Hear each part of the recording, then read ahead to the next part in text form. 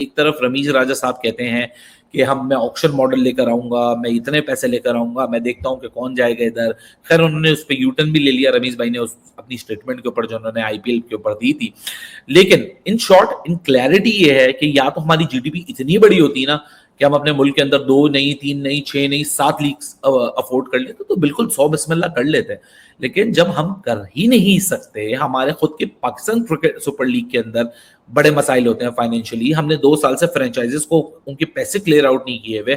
अब एक और पैरेलल लीग खड़ी करवा दो जिसके बहुत सारे फाइनेंसेस पिछले साल के आज तक क्लैरिटी में नहीं आया, और जो जर्नलिस्ट उनको सपोर्ट करते थे वो खुद ट्विटर पे आए दिन कैंपेन चलाते हैं कि पैसे दे दीजिए, ये कर दीजिए, फला कर दीजिए, उस प्लेयर को पैसा नहीं मिला, इस प्लेयर को पैसा नहीं मिला। जे शाह है जो सीईओ है बीसीसीआई का, उसने पहले ग्रैम स्मिथ को फोन किया क्रिकेट साउथ अफ्रीका में, उनसे कहा कि आप अपने प्लेयर्स को एनओसी जारी ना करें। उसके बाद उन्होंने ईसीबी में ये बात कही। तो देखिए वो तो उस ईमेल में क्लेम कर रहे हैं कि इन प्लेयर्स से कहा गया है कि अगर आप पाकिस्तान चले गए तो आइंदा आपको इंडिया में तो कोई असाइनमेंट मिलने का आप सोचे ही ना, बल्कि अगर फ्यूचर में कभी इंडियन टीम आपके मुल्क में आई, वहां भी आप इंडिया की टीम के साथ किसी किस्म की एक्टिविटी में as a player, as a coaching staff involve नहीं हो सकते। तो देखिए बहुत थ्रेटनिंग सिचुएशन है। और अब तो जो हमारे इंफॉर्मेशन मिनिस्टर हैं फवाद चौधरी, उनका स्टेटमेंट आ गया है। पाकिस्तान के फॉरेन ऑफिस ने भी उसकी सोशल मीडिया पे कि जी राशिद लतीफ़ हमारे पाकिस्तान के साबिक कप्तान, टेस्ट मतलब wicket keeper, batsman, he has been announced as the director cricket operations for this Kashmir premier league. Kashmir premier league आपको याद होगा कि वसीम खान और एहसान मानी जब थे बोर्ड में चला रहे थे तो उनके टाइम पे ये लॉन्च हुई थी। आई थिंक लास्ट ईयर की बात है शायद, if I am not mistaken.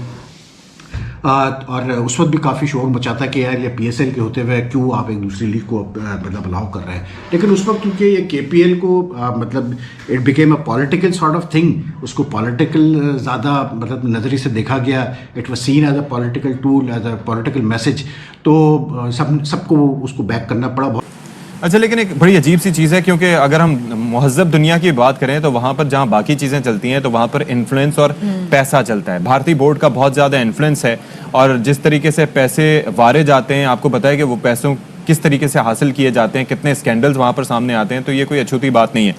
अब इस सूरत हाल को जिस तरह से पाबंदियाँ लगा रहा है और जिस तरह से प्लेयर भी कुछ बैक ऑफ करे। खैर राशिद भाई का भी पिछले साल तक यही वर्जन था। वो एक उनकी क्लिप है डॉक्टर साहब के साथ, मोहम्मद मालिक पाकिस्तान के बहुत बड़े सीनियर जर्नलिस्ट हैं, टीवी पे शो भी करते हैं। उनके शो में उन्होंने बात की थी, बड़ी वायरल हुई हुई है वो, तो आप लोग वो भी देख सकते हैं क्लिप इस रेफरेंस के लिए कि केपीएल के ऊपर राशिद भाई वो spot on till last year, in fact till this very year, before joining as a director sports and director cricket in KPL, कि केपीएल ने पाकिस्तान सुपर लीग को, और मैं राशिद भाई के लफ्जों की बात बता रहा हूं जो राशिद भाई खुद कहते हैं कि केपीएल ने पाकिस्तान सुपर लीग को बहुत नुकसान पहुंचाया। फ्रेंचाइजेस खुश नहीं है, स्पॉन्सर्स खुश नहीं है। पीसीबी पाकिस्तान क्रिकेट बोर्ड ने मजबूरी का लफ्ज इस्तेमाल करते हैं क्योंकि मजबूरी की वजह से इसको एक ओनरशिप देनी पड़ी। ऑल दो ओनरशिप तो उन्होंने थोड़ी सी मतलब इंडोर्समेंट दिखाई, ओनरशिप क्या दिखाई, ओनरशिप दिखाते तो अपने जो मेन कॉन्ट्रैक्टेड प्लेयर्स थे उनको एनओसी भी देते, लेकिन उनको एनओसी नहीं दी थी। लेकिन ये चीज बड़ी कैटेगोरिकली राशिद भाई की तरफ से आई थी कि केपीएल ने पाकिस्तान सुपर लीग को बहुत नुकसान पहुंचाया, फ्रेंचाइजेस खुश नहीं है। अब राशिद भाई खुद ही उस कैंप में चले गए। आई